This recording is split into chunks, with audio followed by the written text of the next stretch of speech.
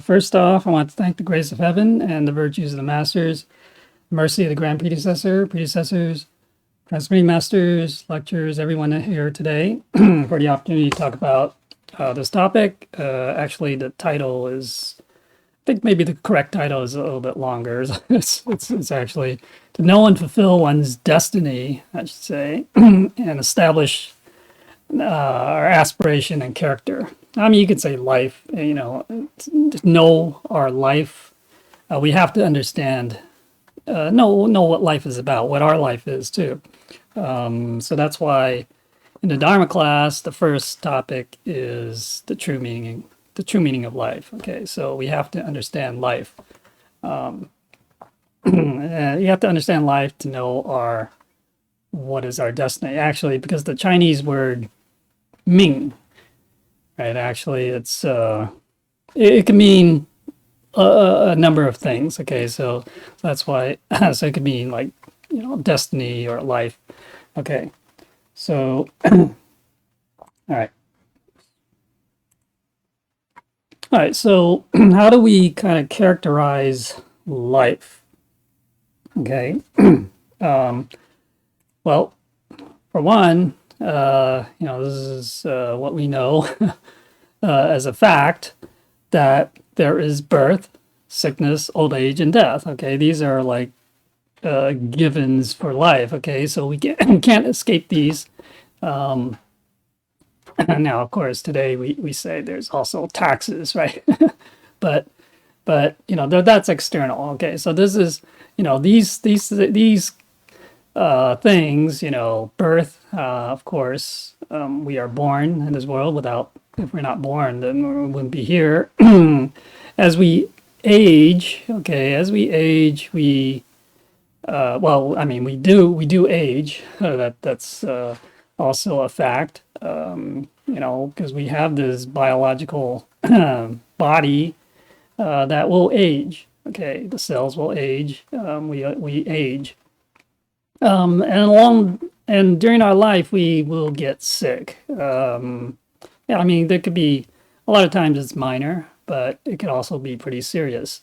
And this is hard to, there's no one who's 100% healthy, from the day they're born until the day they die. Okay, so they'll encounter some sickness, and eventually we do die. Okay, that's death. So that's definite. Okay, there's no such thing as immortality in this world, this world that we live in.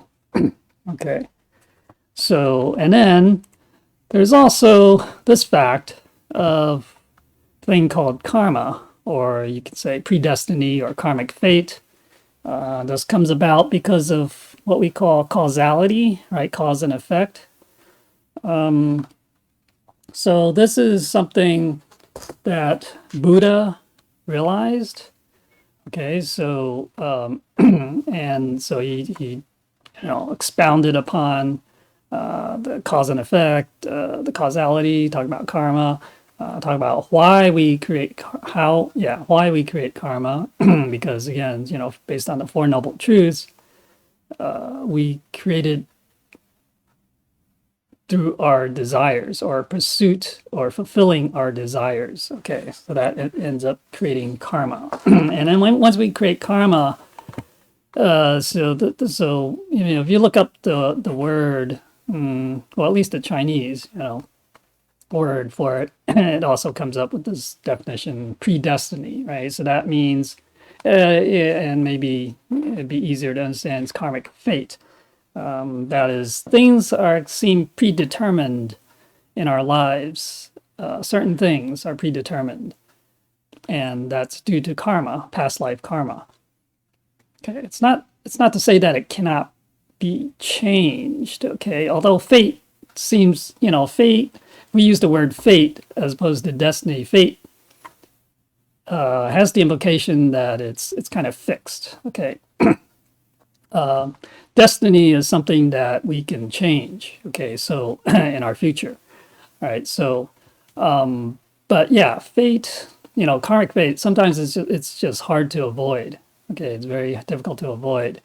But if we do cultivate if we perform merits, nurture our virtues, we can, in essence, change that karmic fate. Okay, so we take a hold of our destiny.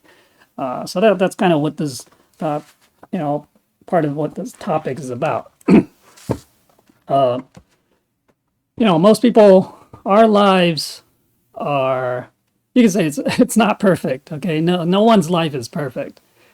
This is what, again, dukkha, right? That concept, the Buddhist concept of dukkha is, we generally say it's suffering, but it's suffering, it's due to imperfection. Okay, it's dissatisfaction or unsatisfactoriness.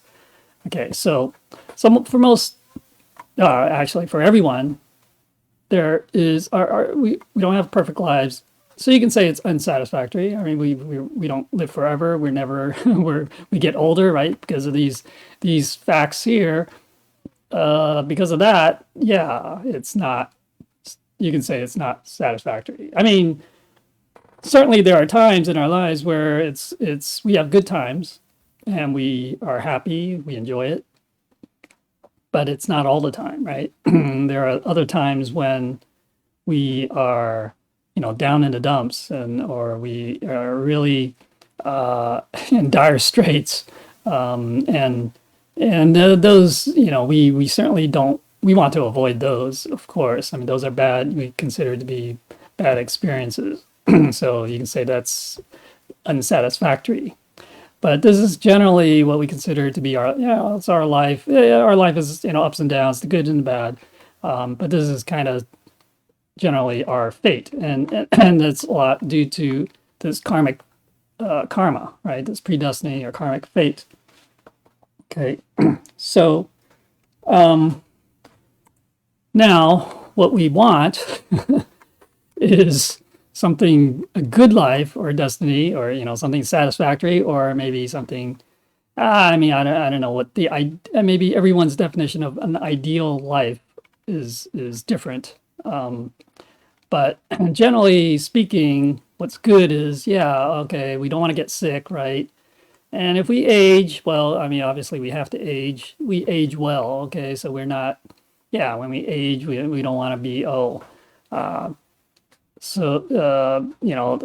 we can't walk when we get too old, or whatever conditions we might have. We want to avoid those things. So it becomes, more satisfactory. And so this is kind of what we want. So getting from where we are, what our life is, to something that's more ideal, more satisfactory, a life. How do we do that? So if our life is not satisfactory, okay. So what's this? There's a process to get from here, the unsatisfactory to the satisfactory. Okay, change our fate. Take hold of our destiny, establish our own destiny. Okay. So what's the process? What must we do? There's something, it's not, so some people, maybe they kind of are resigned to fate, right? They believe that, well, that's it. This is the way it is. I can't change anything. And unfortunately, if we take that view, then we can't change anything. Okay, so it's kind of a self-fulfilling prophecy, if you will.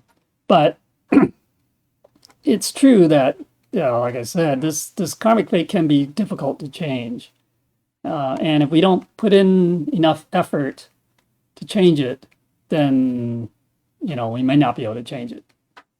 So maybe that's why a lot of people they're resigned to that. Perhaps, or there may be people who don't really believe in karma, or this causality, predestiny, karmic fate. They might think that they can change or they are in complete control of their lives, their destiny. But really, are they really? It's not. They think they are, but ultimately, they are not in that. They are not in control. Okay, if they don't know I mean, if they don't believe in this causality, ultimately it will, the results, there will, the consequences will manifest later on. Okay.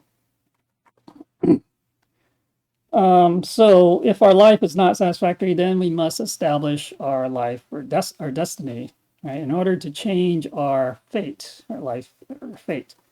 Okay, so but before we can change our fate, we must establish ourselves. Okay, establish ourselves. And well, we must know what life is about, right? What is our purpose? Do we have a purpose? What is our purpose in life? Okay, then we can know that we have a true destiny that we should fulfill. Okay, but maybe most people don't know what that is. They just think in terms of the mundane world, the material pursuits, whether it's fame, wealth, power, all these things. These are not our true destiny. Okay. So we also have to understand that our fate, or how our fate is determined in order to address the dissatisfactions in life and ultimately to change our fate. Okay, so that's why we have to also understand cause and effect and karma. Okay. Now,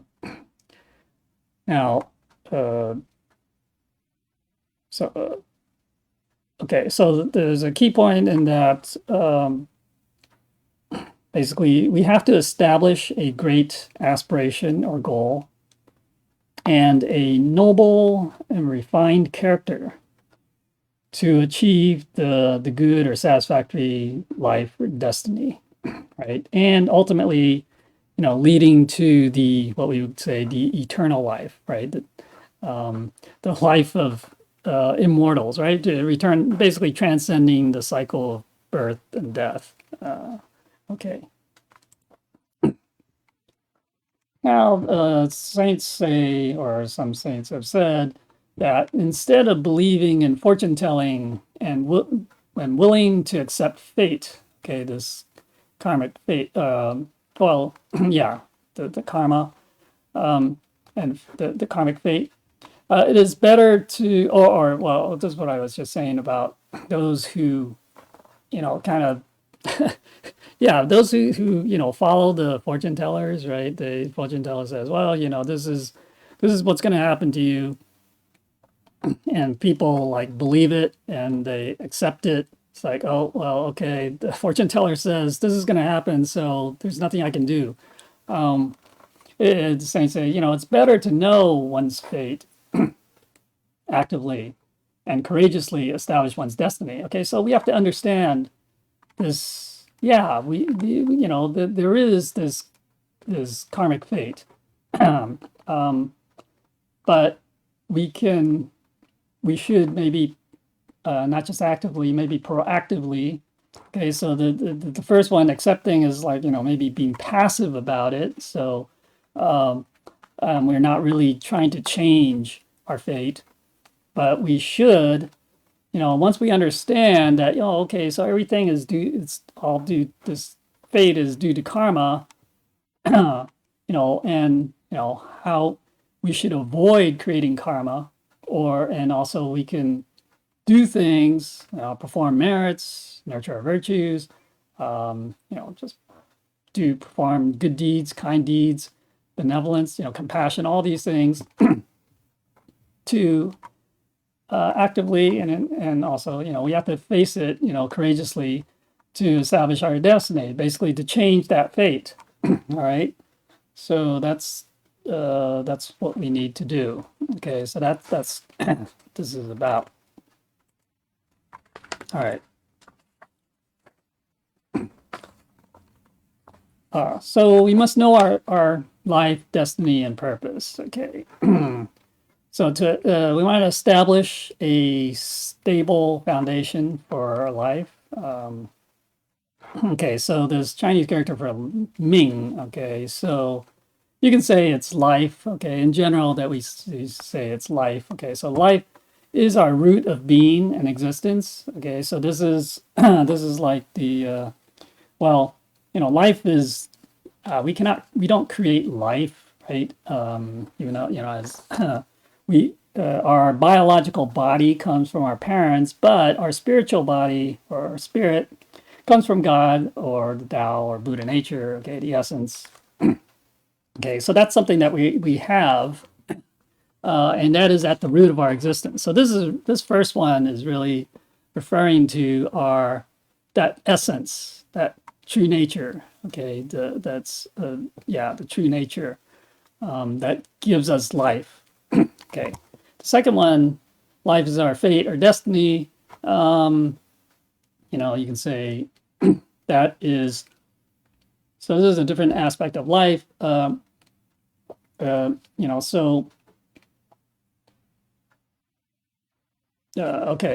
And this is kind of, you can say what happens in our life. And then the third one, life's our purpose and mission as well. Okay, so this, say this is kind of related to the destiny aspect.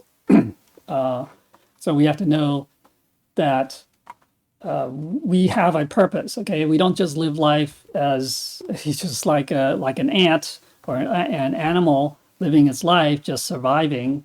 There's more to it than that. There's okay. All right. Okay, so what do we have to do with our lives? Right, we must establish our life. Okay, so establish our life or fulfill our destiny. Basically, first we have to understand the meaning of life and knowing our purpose. Understand the circumstances that we are in. That is, we're all sentient beings here. This is the human condition that we're in, right? There's dukkha, this, the suffering or dissatisfaction and perfection, and the birth, sickness, old age and death that we talked about. So we are not talking about the mundane life, this worldly life. Okay, our mundane existence is actually very short. Now we're talking about the spiritual life, the wisdom life, right? The eternal life, right? That's the true, immortality there. All right. So we establish our life, or fulfill our destiny, not because of heaven, but we must do it ourselves, right? So heaven, we have that essence that was, you can say, it's God given to us. Okay, we have that when we're born, but what do we do with our lives? Okay, so that's the important thing, what we do with our lives. Okay, and only no one can do that for us. Okay, so Buddha can't do it, can't make us be become a Buddha, right? We have to do that, achieve that ourselves. Okay, so now, without knowing our true purpose in life, then we will aimlessly pursue the transient phenomena. So, which although it seems real, it would be like the mist or clouds or the mirage, and it's all an illusion, really. It's only there temporarily, right? We cannot, no matter how much we achieve materially in this life, we cannot. Once we die, it's all gone, right? We can't keep any of it, and we will still remain in the cycle of birth and death, right? So we also will not be able to change our fate then, right? Therefore, after we have received the Tao blessing, then we should know where we come from, spiritually, and what life is about, right? Understand our karmic fate, discover our purpose. We set a goal and work towards achieving that goal. All right, this is how we can establish a stable foundation for life. And eventually, that will be the eventually achieving the eternal life, right? Okay. So yeah, then it's also we want to, and really the second half of that is to fulfill our purpose, right? We must establish an aspiration or goal, right? We must have also the resolve or determination to achieve that goal. Okay, if we don't, we're gonna give up, right? If we say, "Oh man, this is too hard to achieve," I'm just going to give up. Then it's kind of wasted. We shouldn't, achievement, maybe it's not exactly how we think of it. Okay. So heaven may look at it a little bit differently. It's how sincere we are and, the effort that we put in, not necessarily that we have actually, accomplished so much. But definitely like in terms of the cultivation of the self, the internal, you can say the internal cultivation of getting rid of our bad temper, right? Getting rid of our bad habits, correcting our faults, right? So repentance, right? Self-reflection, repentance, all that. If we do it right, if we do it well, we don't keep committing the sins, definitely not, or don't indulge in the vices, get rid of all these things that we shouldn't have, not indulge ourselves in those things, the three poisons. Okay, then as long as we are sincere and we tried our best, then you can say that we have achieved. Okay. We also have to establish our character, right? You can say it's our moral character. Okay, so without this moral character, we basically cannot succeed in this achieving that goal. All right, so we need two things. We need that resolve, that determination, that will, to want to achieve, and we need that moral character as well. So this is where that you can say this is all the inner cultivation aspect. Okay. So establishing, all right, so we have to establish this aspiration or goal. If we do not, then we cannot be successful in any of our endeavors, right? We must establish a moral character. If we do not, then we cannot gain the respect of others. Okay, so for one, yeah, I mean, if we go around, yes, we have this aspiration, but we're still like, a thug. We're going around as a really bad person, bad temper, kind of doing things in underhanded ways. Then yeah, we're not going to get people's respect, and it'll be much harder for us to try to achieve. I mean, we won't be able to achieve. Okay. So we should aspire to become more noble, like the saints and sages and other, Buddhas, having the highest moral character and able to take on noble responsibilities. So, what's a noble responsibility? Like, like what we're doing here is we're teaching the people about the Tao. We're spreading the Tao. Helping others to also achieve, to be able to ultimately know their life, the destiny and purpose, and to achieve that, fulfill that goal. Okay. Having a good or a comfortable, enjoyable life is not as good as having good habits in life. Okay, so yeah, we may have like a very enjoyable life, right? You see in the movies, I guess, these we'll call them bad guys, that they have a lot of money, right? However they get it, selling drugs or doing all sorts of bad stuff, right? They're rich, and they seem to have an enjoyable life, but that's not as good as having good habits in life. I mean, because or even you don't have to be a bad guy, right?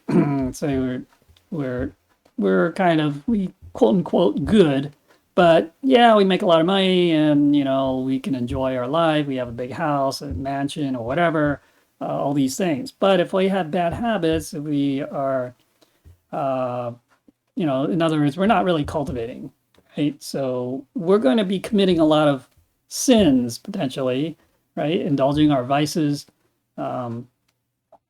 creating lots of karma, which ultimately we're going to pay the price for. If not in this life, it'll be in a future life. Okay, so that's why we have to correct our, get rid of those bad habits. And so by changing and transforming oneself, we cultivate both our wisdom and our blessings. Right? A Chenin, or his predecessor, once said that idleness leads to laziness, and laziness leads to illness. Okay, so yeah, I mean, we shouldn't be passive, right? We have to, if we want to make changes in our life, then we have to be active, proactive about it, and we have to take charge. We have to understand why our life is the way it is, and how we can change that. Okay, and so that's what cultivation, Tao cultivation is all about. All right.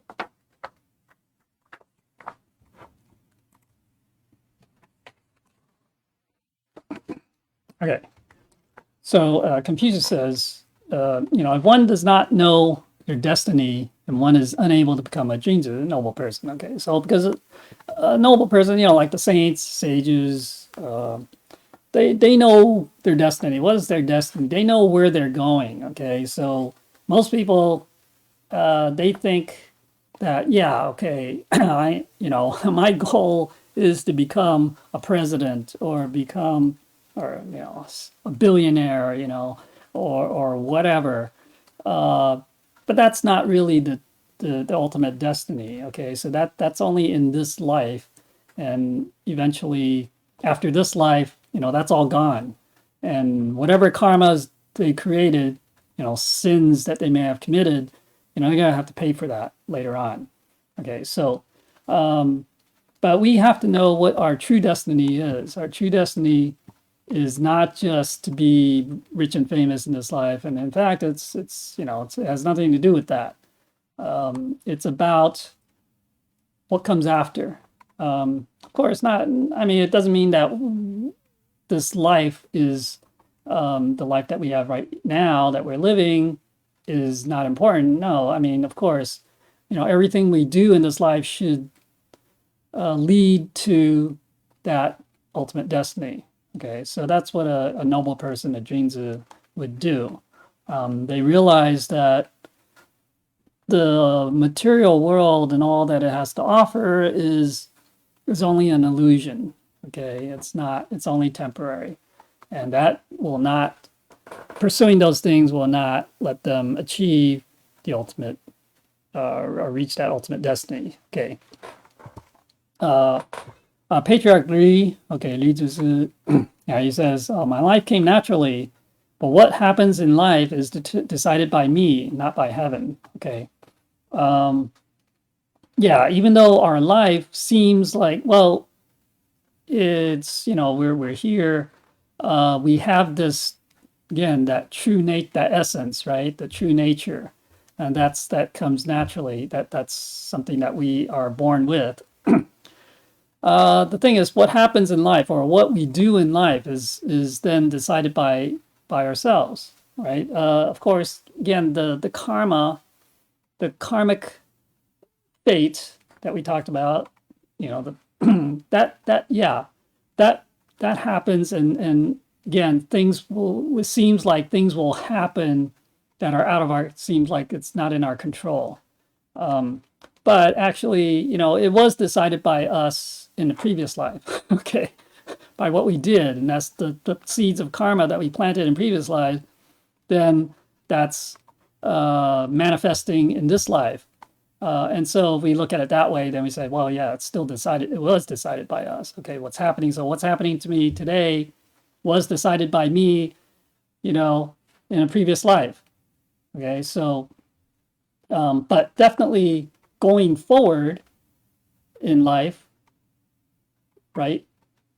That's all decided by us. How again, we can try to change that fate, and take a hold of that destiny, and decide our own destiny. Okay, so and heaven's not going to do that. I mean, heaven has just given us that essence, that life. Okay, and it's what's the important thing is what we do with that. Okay. So we have to take control of our destiny. Then destiny is our purpose, mission in life, right?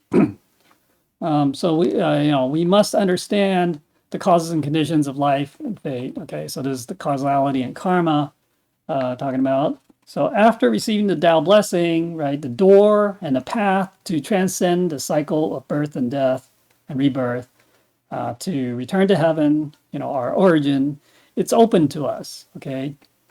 However, we must cultivate and walk the path in order to achieve that destiny. Okay, so that is our ultimate destiny. But if the door is open, it's right in front of us. But unless we walk through that door and walk that path, we're not going to get there. So now, that because we exist in this world of forms and are subject to the laws and constraints of the forms and forces of this world, right? That's why we have to cultivate, okay, in order to walk that path. So by cultivating Tao, then we can transcend, this world of forms. Okay. So, karma, so we have to understand karma, so this is from the Bible. It says, as you sow, so shall you reap. Right, so that's basically talking about causality and karma. If we acknowledge and understand karma and rebirth, right, then we won't complain about heaven and people or complain to heaven, we can bravely and calmly face and bear it, the karma, the consequences, without misgivings. Okay. Now, it doesn't mean that we must accept things as is, right? That we must accept that karmic fate as is, right? Those are the people who, they listen to the fortune tellers and they accept it, and that's it. And of course, they're going to live. That's going to happen. All right. So that. Because we can't, we have to accept karma. We have to accept the principle, right? The truth of karma or causality. But we can also try to change the outcome. Okay, we can still try to change the outcome. Right? Tao cultivation can change that outcome. Okay, so that's why we have to cultivate. Right? If we are not satisfied with this karmic fate that we have, then we must cultivate to change it. All right. So, if we want to see, well, what's happening to us, to know our past life causes, right, we just look at the present life consequences. What's happening to us today was caused, the seeds, were planted in the previous past life. Okay. And to know the future life results, then we just look at what we're doing in this life right now.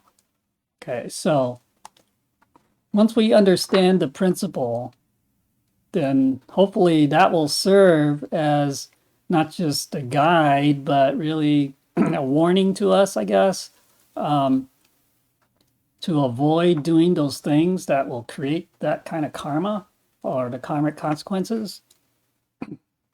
Right, so that's why that's a very important topic, very important principle to understand. Right. Okay. So an ancient cultivator says, without virtues, one would not be a human in this life. Now, also, without karma, one would not be a human in this life. So interesting. Okay, so what is this saying here? It's saying that human, okay, so in the first instance, it says, without virtues, one would not be human in this life. That if we did not have enough virtues from the past, okay, so previous lives, or yeah, previous lives, you can say, we would not be qualified even to become a human in this life. Okay, so we could be an animal, or have an animal life, or something else. But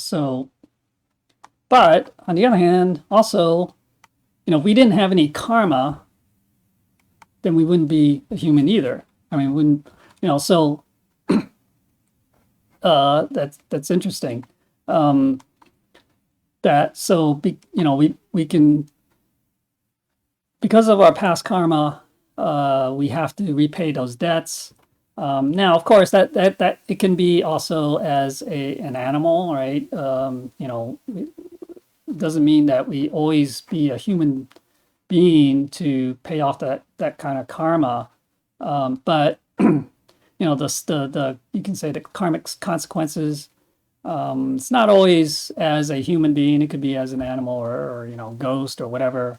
But it's interesting. So as a human, it's interesting. A human, it's both both ways. All right. So, but being a human is very important though, because only as a human being can we actually transcend this cycle of birth and death, right? So therefore it's important that, we have enough virtues, right, to become a human. So the fact that we are all here as human beings means that, we have sufficient virtue to be a human, to be qualified as a human. But on the other hand, we also come with a lot of karma. Okay.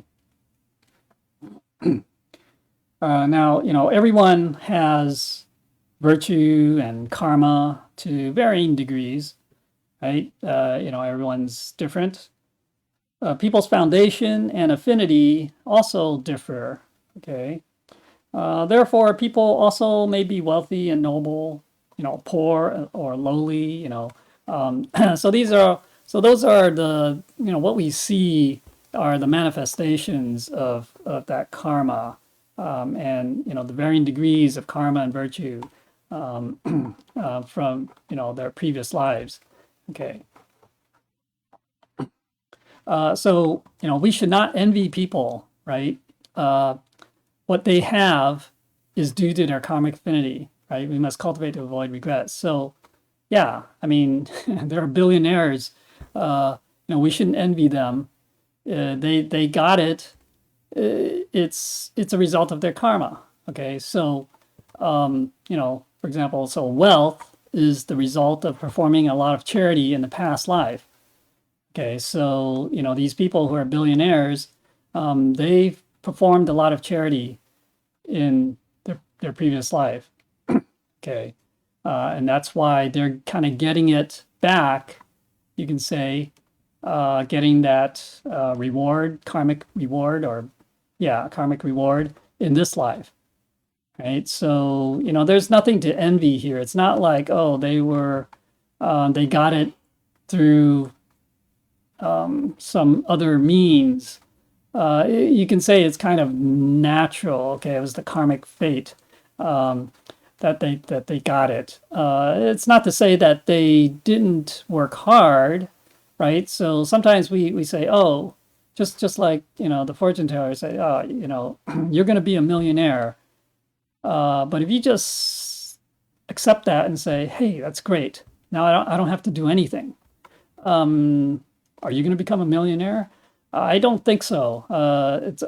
We still have to do what is necessary, right? It doesn't mean that we have to go out of our way, right, to do things to try to achieve that.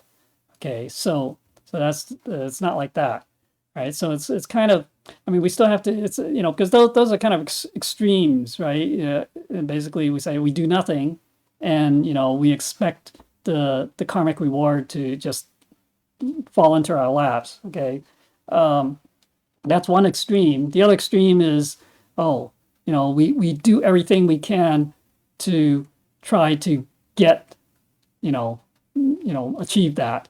So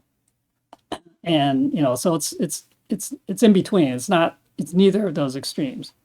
So other examples are, like beauty, someone who I guess they're beautiful or good looking, right? It's the result of making offerings to Buddhas in past life.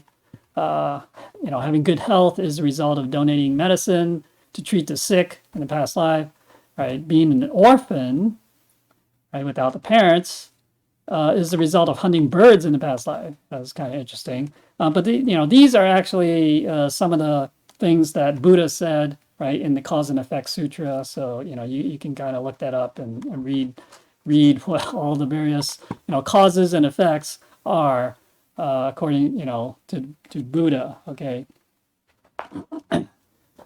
So rather than trying to envy these other people for what they have or what they have achieved, actually a lot of it is just they were going to get it anyways, and so there's nothing really to be envious about.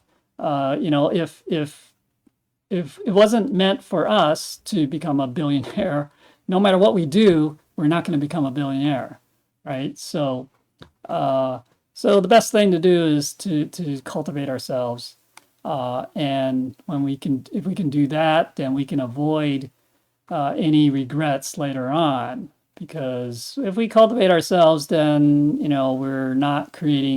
hopefully we're not creating any more karma, and we are resolving our past karma, right? Paying off karmic debts. Then we will definitely have no regrets in the future, right? Because even though we don't become a billionaire, we're going to, hopefully we succeed, right? We fulfill our destiny, and transcend the cycle of birth and death.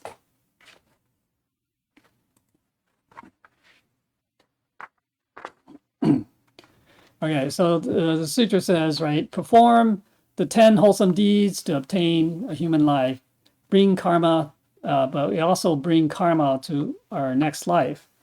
Okay, so the 10 wholesome deeds, or you can say commandments, right? It says no killing, right? No stealing, no lust, or sexual, I guess, misconduct, no lying, no flattery, no gossip or divisive speech, no abusive speech, no greed, no anger, and no delusional views. Okay, so those are 3 poisons. So these are it's interesting that this sounds like the 10 commandments. But if we can do these things, we can, or basically just says don't do these things, then we can become that's, you can say, the qualification for becoming a human being in the next life. Okay, so it sounds kind of easy, I guess, or not too difficult, but there's no killing. If we're not a vegetarian, if we're not vegan, we are killing. We may argue that, hey, I'm not killing people. But I mean, yes, the killing, definitely applies to people, right? We definitely cannot kill people, but really, we are still creating karma when we are killing the animals and eating them. So, that is, and if we do enough of that, we may have to be reborn as an animal to pay it back. Okay, so that's why. So if we don't kill, we're just a vegetarian, vegan, then it will meet this qualification. Okay. Okay, so yeah, we should have more gratitude and appreciation in life, right? And have fewer complaints. There's a lot of the thing is, yeah, for the most part, if we don't understand karma, we don't understand why these things are happening to us, then sure, we'll be complaining.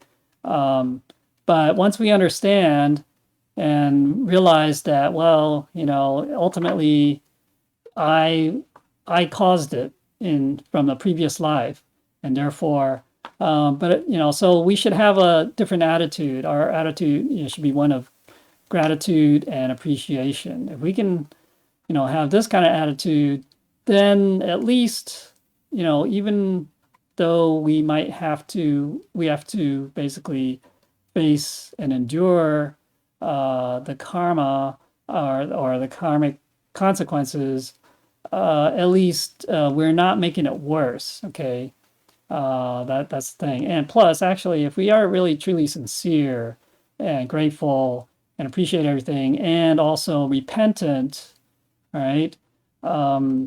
Then it can actually then kind of resolve some of that karma as well. Okay, so we should have more understanding and fewer wrongdoings or sins, committing sins. Okay, so understand more about these the principles of karma, that what we do, there is going to be some consequence, right? Then we will then hopefully, hopefully, then we will kind of discipline ourselves, control our desires, right? So that we commit fewer of those sins and wrongdoings, okay? Create less karma. So yeah, so a lot of people, right? They know, okay, they learn about karma, but they still cannot. So they might have some understanding, but they still cannot let go of their desires, right? The desire of the mouth, that they have to. Wow, they just love the taste of whatever it is, and they can't give that up. Unfortunately, that's not, then you don't really have a true understanding, I guess, or, you certainly don't have the will to want to change and to actually, put that understanding to use, really, right? So it is better to work harder or do better than to become angry. A lot of times we encounter a situation or encounter someone that makes us angry, or maybe we did something, and and we get angry because maybe it didn't turn out right, didn't turn out well. But yeah, that's kind of, again, this is like the complaints and the anger, that's all negative, right? So we should change the attitude and say, well, I should try harder next time, do better, okay? And hopefully then I'll improve, and I won't need to get angry. There's nothing to get angry about then, okay? All right. So it's better to vow or resolve to do better than to complain. Okay, again, this is rather than just, the easiest thing to do is to complain about things, but we're not really resolving anything by doing that. So we have to have that either, to vow to make that change, vow to do better, or to, have that will, that resolve, that determination to do better. Okay. So again, that's then, if we can do that, we're always improving. There's less to complain about. Eventually, there would be nothing to complain about. Okay. So given that we have this human life, right, we should use it to perform broadly our kind deeds and establish what we call a divine destiny, right? So that's the ultimate the destiny that we want. Buddha's analogy for obtaining a human life is like a great, sea turtle in the ocean, coming up to the surface to take a deep breath of air. And when its head sticks out of water, there is a plank of wood floating with a hole in it, and that's where the turtle's head sticks through the hole in the plank of wood. Right, so, or another way of saying this is that we can say that, obtaining a human life is like finding a needle in a haystack, for example. It's not easy, right? So, in other words, it's very difficult to meet the conditions for becoming a human, right? That's partly what makes human life so precious, okay? We don't think it's very precious because we already have this life, but for all those sentient beings who are not human, they you can say they envy us. Okay, they envy us humans that we have this human life, because once we have this human life, if we cultivate, we receive the Tao, we cultivate, we can transcend life and death, birth and death. Okay, whereas they cannot. Other sentient beings cannot. Okay, so we have to realize, this is another topic in the Dharma class, is preciousness of Tao. We have to understand that Tao is so precious that it can allow us to realize, as human beings, to realize our true potential, right? And realize our true destiny. Okay, so that's important. All right, so there are three kinds of life or destiny. Okay, so we have, Tenming, or you can say, I call it divine destiny. It's really basically refers to the true nature or divine nature that we have, right? Our essence. The Suming, or you can say karmic destiny, right? It's based on the karma and this is our natural disposition that we have, right? When we're born, we all have some kind of temperament, okay? That's this Suming part, okay? It's part of the karmic destiny, you can say. We're born with that. And then the Yingming, the Ying, okay, this is the Yin and Yang, the Ying, so you can say kind of negative. I mean, if you translate that literally, destiny. And that is based on our behavior, our habits, and our character, okay? So the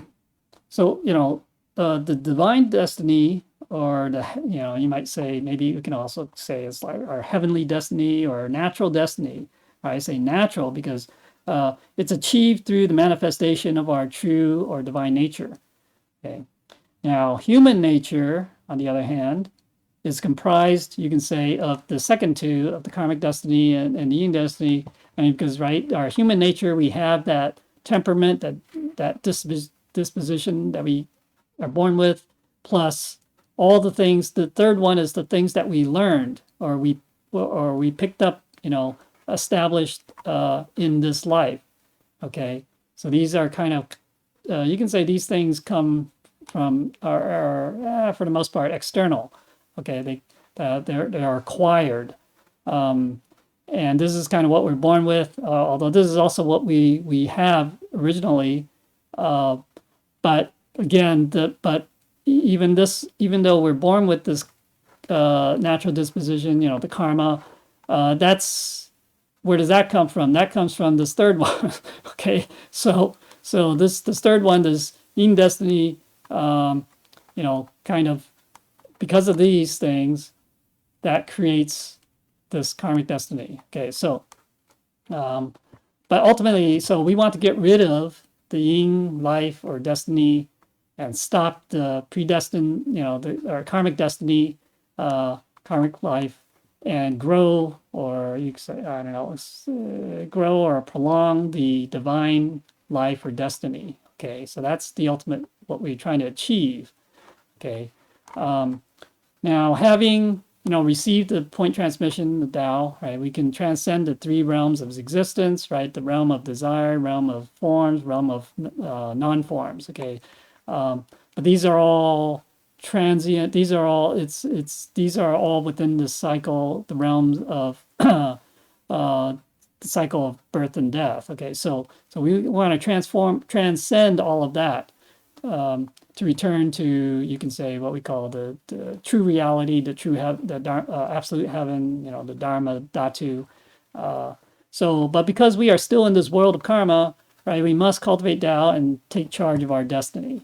All right, so that's unfortunate. I mean, we're here mostly because of our karma, and so we must. So there's no other way. There's no other way. I mean, we have to. We receive the Tao, we cultivate, and that's the only way to achieve this divine destiny. Okay. So this divine destiny then, okay, refers to the manifestation of our true or divine nature. So you can say also our conscience, right? The divine destiny is the highest unsurpassed destiny or life, and is the manifestation of that true divine nature. Those who follow their divine or true nature will also have the great divine destiny. Okay, so in the doctrine of the mean, right, it says, what heaven has conferred is called the true self or nature. The nature, and to be in accord with that nature is called the Tao. So basically, we have this God-given nature, the essence, right? That, or you can say the Buddha nature, right? And to follow that, or basically live according to that nature is the Tao. Okay, so this is the Tao, or you can say it's the Tao in action. Okay, so that's the Tao in action. You can say that actually this nature is also Tao, this essence is Tao, and the nature is, or following that or putting that into action is also Tao. So actually the Tao is, both the you can say the subject and the action, okay, as well, all right. So now Mencius, he advocated the idea that human nature is inherently good, right? Whereas Xunzi, he's another, philosopher at the time, advocated for the idea that human nature is inherently evil. Okay, so they're kind of opposites. So this is the question basically of nature versus nurture. Okay, so what is internally inherent in our nature versus what we acquire from external nurturing, through the environment. Human nature follows from divine nature, right? So, without this divine nature, we would not be alive. Okay, we wouldn't have this life. So we have this human life because of this divine nature. But as a human, we also have the human nature. Now, since divine nature is inherently good, then it follows that human nature is also inherently good, right? Because it kind of comes from that. There are laws or principles of nature that regulate how everything works. Humans also have natural laws or principles called innate knowledge or conscience, right? So everyone has the capacity for compassion, which includes, the 5 constant virtues of benevolence, righteousness, propriety, wisdom, and faith, or sincerity. Okay. So the true self, the true nature refers to those 5 constant virtues. And especially like in China, the tradition there where, the loyalty and filial piety they're part of that, the tradition that's passed down, to each generation. Okay, so those virtues. On the other hand, what Xunzi advocated is not inherent, but actually acquired during our existence in the world. In other words, the evil or the bad is what we acquire in this world.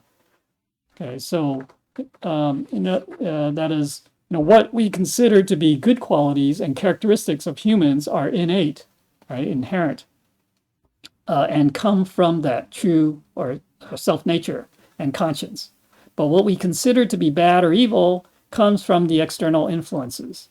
So Xunzi was, okay, so you can say, in a way, Xunzi, you can say, is right when he's talking about the human nature as it's being influenced by the outside, okay, or the human nature is, he's not talking about the true nature, okay, so Mencius, when he says that human nature, he's actually talking about the true nature, okay, our true nature is inherently good, well, Shane's is talking about kind of the human nature where, yeah, you can say it's evil or it can become evil. All right. Okay, so it is, it is our fundamental, you can say tends okay, so you can say divine duty or mission, and virtue. Okay, this divine destiny here, or the true divine nature, right? If we do not fulfill our duties, our fundamental duties, and disregard our morals and reputation, then we are going against our divine destiny and will not be blessed. Okay, so we're going against our conscience, doing things that are immoral, right? Doing bad things, this that are irreputable. Yeah, we're going against our divine destiny, so we cannot definitely not going to achieve this divine destiny, and we won't have those blessings. Okay. Now, the second one, the karmic destiny.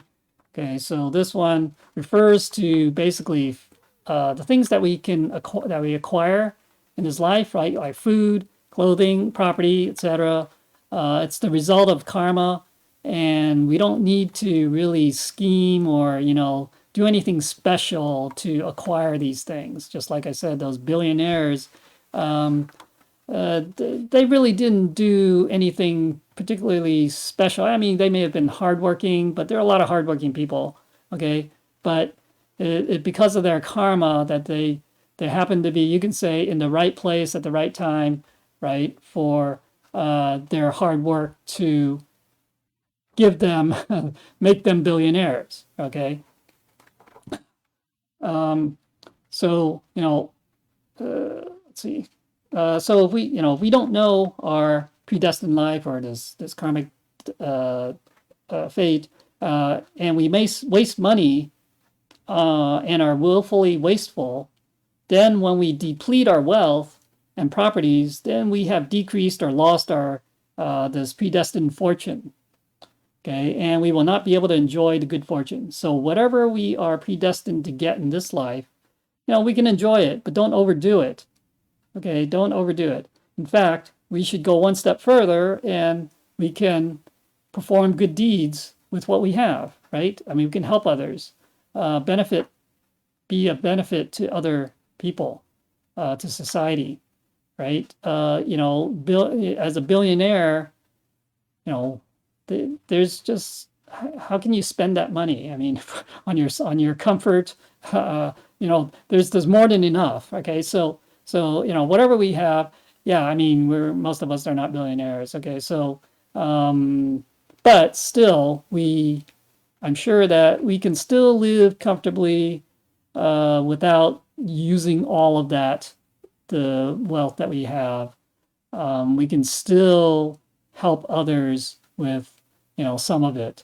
Okay, and so when we do that, then that is, you can say, showing compassion. That is nurturing our virtue, right?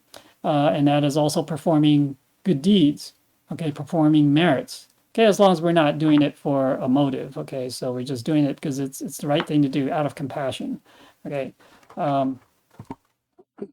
Now we will get what we deserve in this life, so there's no need to use force or basically, or motive, special motive or special effort to try to achieve it, acquire it. That's so that's karma. Now a Junzi, a noble person, acquires wealth and property by proper means. So as a cultivator, hopefully we're close to being like a Junzi, then we should not acquire wealth illegally or amorally. It should be proper. Okay, how we get our wealth, and again, we should not go to extremes. It's just that we don't go out of our way to try to become a millionaire or billionaire. Contentment brings happiness. Happiness is always being content, right?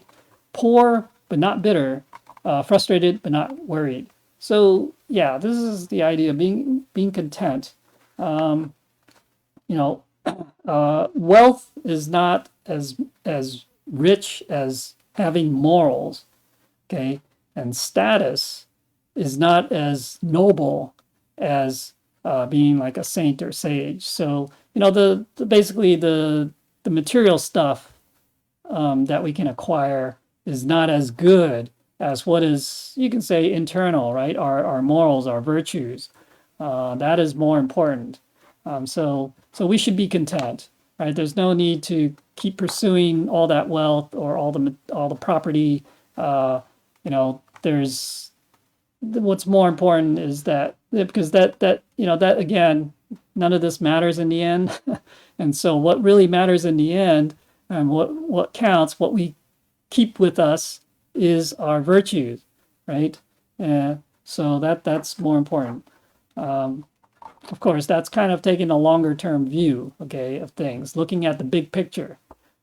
Now, Jigong Buddha says, heavenly rank is inherent nobility without being an official, right? In this world, we don't have to become like a part of royalty or be a president or something like that to have nobility, right?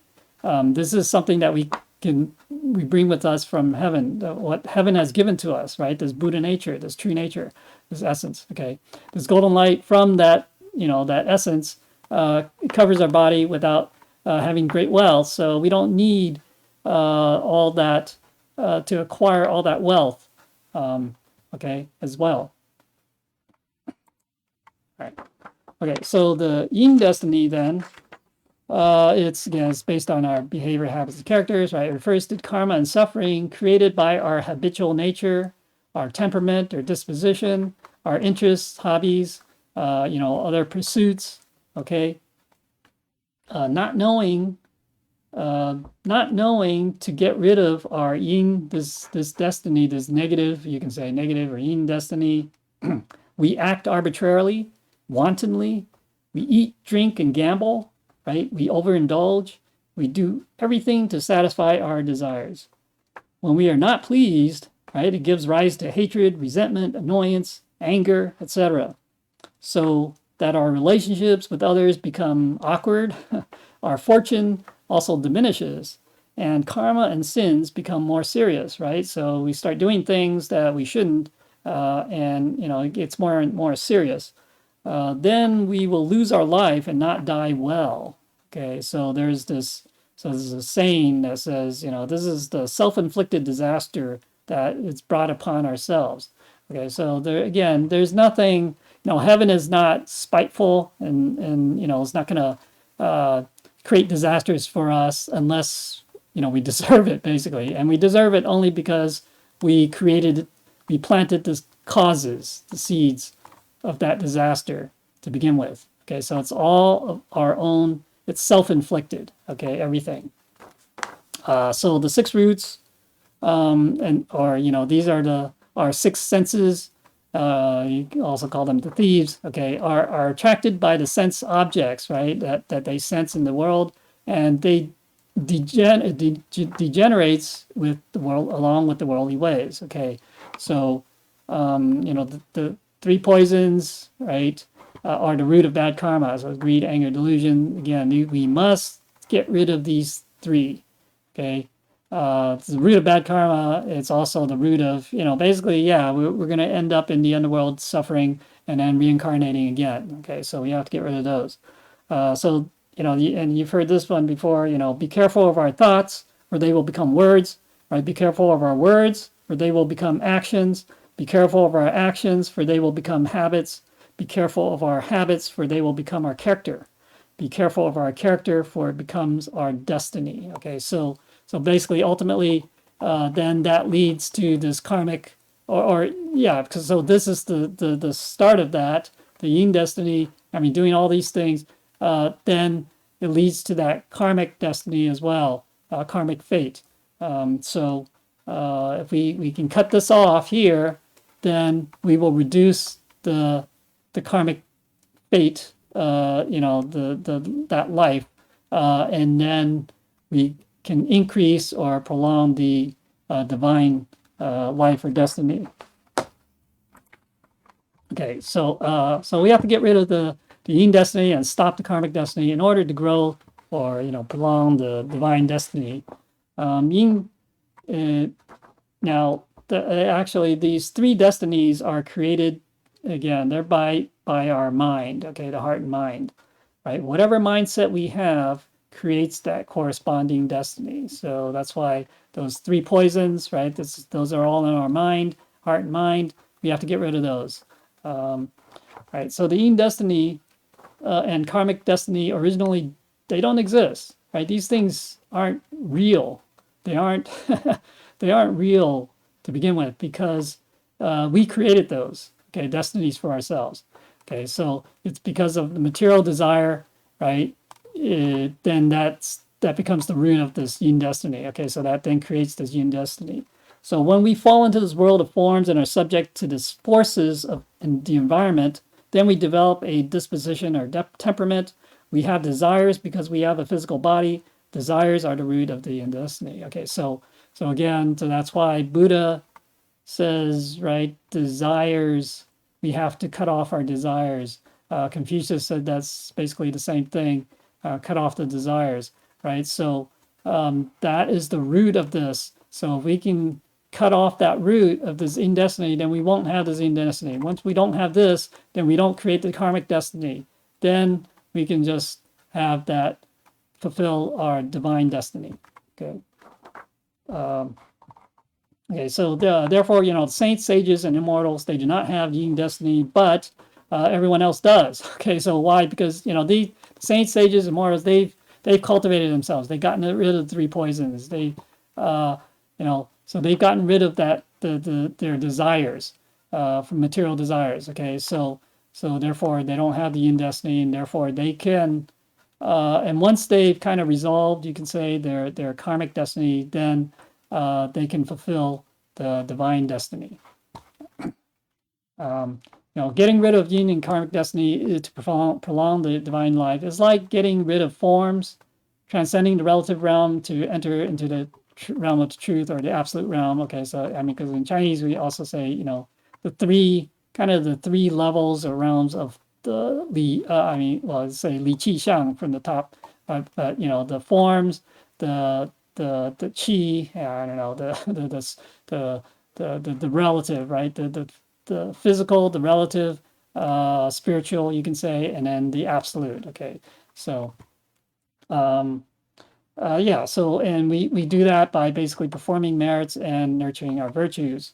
So if we can get rid of our bad habits, the yin destiny will naturally be eliminated, right? Getting rid of hatred, resentment, anger, annoyance, and fulfill our fundamental duties and morals. Then we will also prolong our divine life, right? How do we change our fate and destiny, right? Perform merits and nurture virtues. The example, so Liao Fan, okay, this he was in the Yuan dynasty. I'm not gonna tell his story here because it can be kind of long, but basically, he was a scholar, but he couldn't he couldn't like pass the royal examinations, become an official, and he went to see this monk who told him, yeah, well, that's but he went to visit this other one who told him that yeah, he can actually change that fate. Okay, and he did, and he gradually, because he was kind of arrogant, and there are other things, he was able to change himself, right? Transform himself, cultivate, and perform all sorts of good deeds to offset and not create more bad karma. Then he was able to change his that karmic destiny, right? And change his life. All right. So that that example tells us that it can be done. We can all do it, achieve that. And then so we also have within the Tao we have many examples, including like Lao Chenan, grand predecessor, right?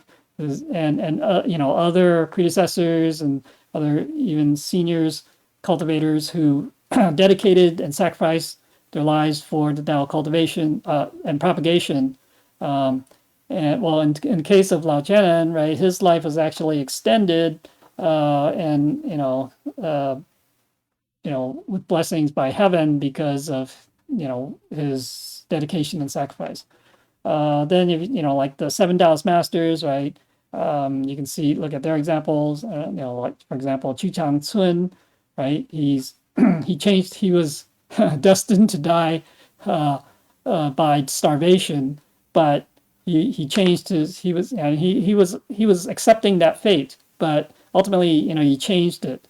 He changed his life, his destiny, to become one of the best, immortals there is. So, okay. All right. So, yeah.